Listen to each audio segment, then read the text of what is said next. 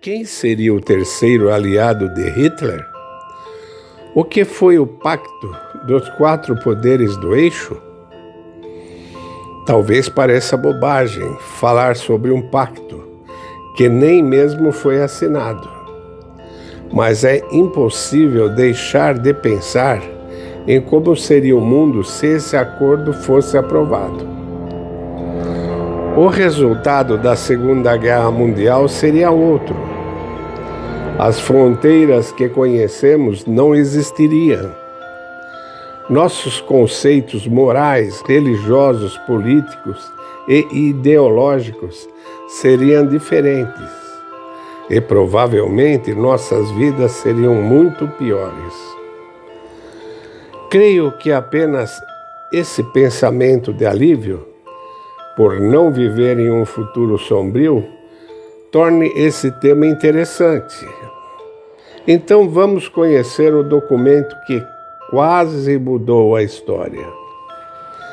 Em 13 de novembro de 1940, o primeiro-ministro soviético Molotov reuniu-se com Adolf Hitler. A União Soviética foi convidada a aderir ao Pacto dos 4 Poderes do Eixo. O pacto destinava-se a criar um poderio militar e político. Essa aliança distribuiria ao mundo entre seus países signatários. O nome do tratado reflete o número de partes acordadas, que seria a Alemanha, a Itália, o Japão e União Soviética. A assinatura do pacto não se deveu por excessivos requisitos da União Soviética, o que não era aceitável para a Alemanha. Devemos lembrar que a confiança de Hitler no governo soviético surgiu de acordos militares e econômicos anteriores. Desde 1920, a Alemanha mantinha no território soviético fábricas bélicas e campo de treinamento para o seu exército. Esse era um artifício para burlar o Tratado de Versalhes, que limitava o exército e o número de armas da Alemanha. Os alemães também eram dependentes de petróleo e outras matérias-primas da União Soviética.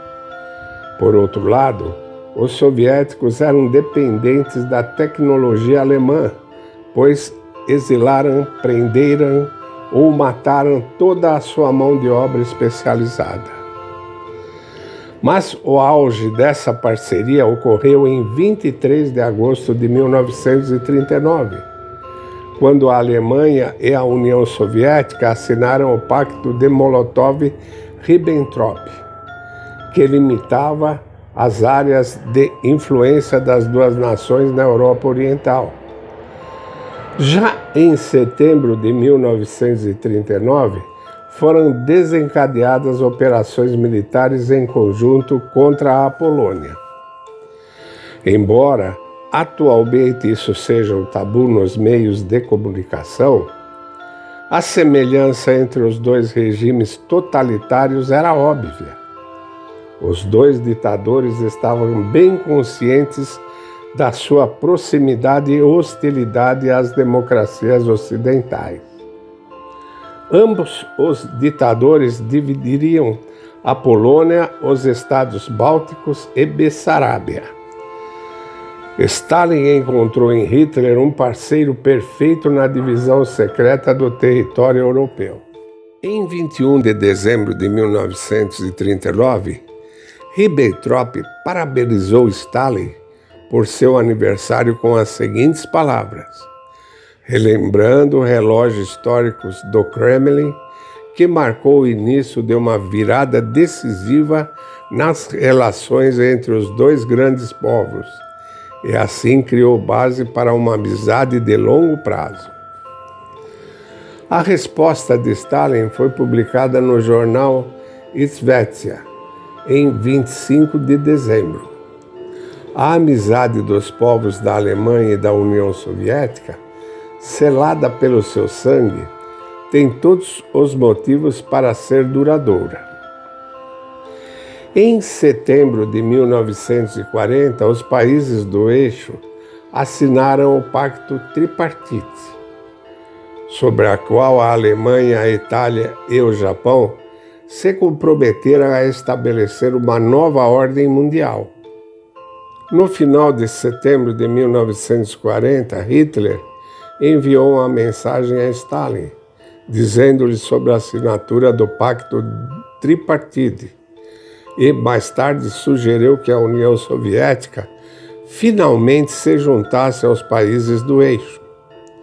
Como recompensa, participaria da divisão do mundo em áreas de influência. Hitler propôs que a União Soviética teria direito às colônias inglesas, o Irã e a Índia.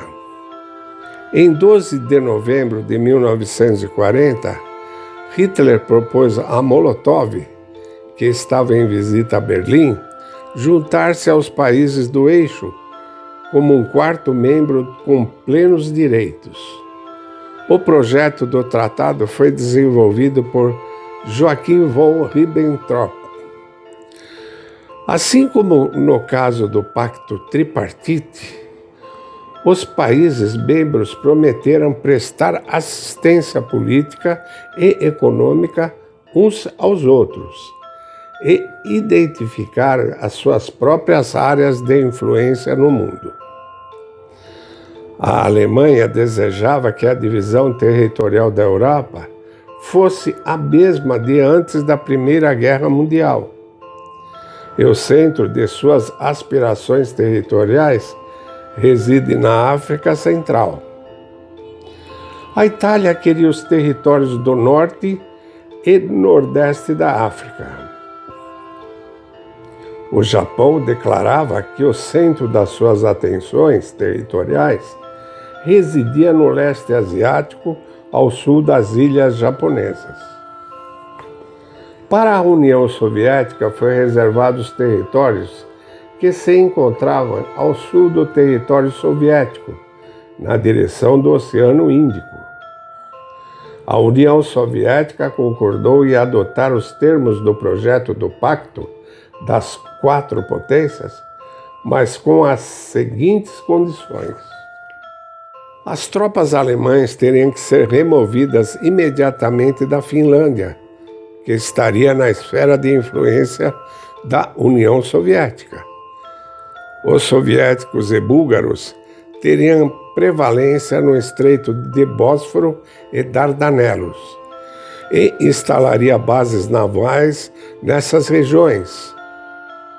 Apenas a Alemanha e a Itália poderiam passar com navios de guerra no estreito.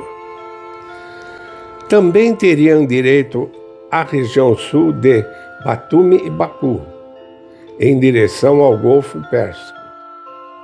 O Japão renunciaria seus direitos de concessão de carvão e petróleo no norte de Sakhalin. A União Soviética destacou que, em caso da recusa da Turquia em aceitar o pacto, deveriam ser tomadas medidas militares e diplomáticas. Essas exigências eram inaceitáveis para a Alemanha.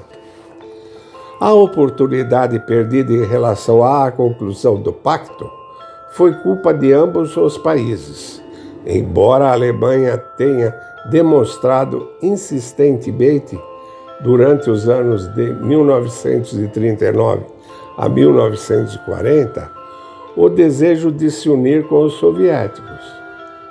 A União Soviética estava à espera de uma resposta às suas contrapropostas, que eram inaceitáveis para Hitler. Molotov solicitou várias vezes uma resposta de Berlim, mas o Terceiro Reich ficou em silêncio.